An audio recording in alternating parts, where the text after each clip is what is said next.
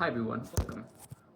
Today's video we talk about something very interesting philosophical concepts that has been coming up since from the time of ancient Greek. Also, many Eastern philosophers talk about this. The idea of knowing oneself, know thyself.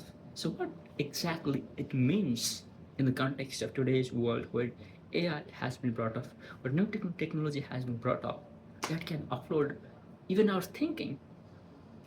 Is that philosophy really dead?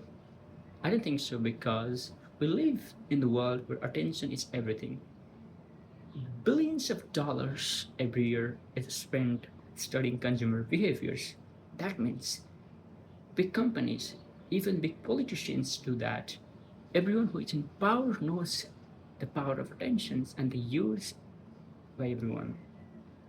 They try to understand the data that can give them what grabs your attentions.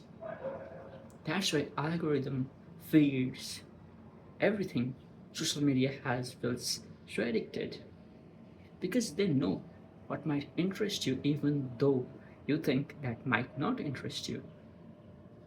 And it's not really hard to figure out what you want because most of the people had similar reactions, had similar biology,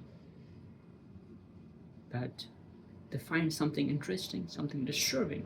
But business can't be made only on that data. The data that they collect to build billion-dollar empires is not only the human behavior, but also individual behavior that they get collected through the use that we do every time on internet, from website, from YouTube, from everywhere. If you use internet, likelihood there's a high chance that somebody is studying that data of yourself, and they use that to sell products, to sell emotions, fears, to change your beliefs and everything and whatnot.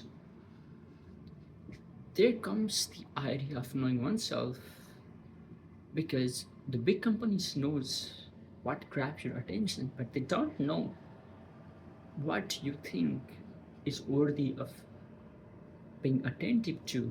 And there comes the idea of self-reflections, self-knowledge, and no matter how much books you study, no matter how much information you collect, you can't know from the outside world. It's about self-inquiry. And there comes the distinction of what you really want in life. And that's super important. And that's what Buddha talk about self-knowledge, what all the great philosophers talks about inquiring oneself and knowing thyself.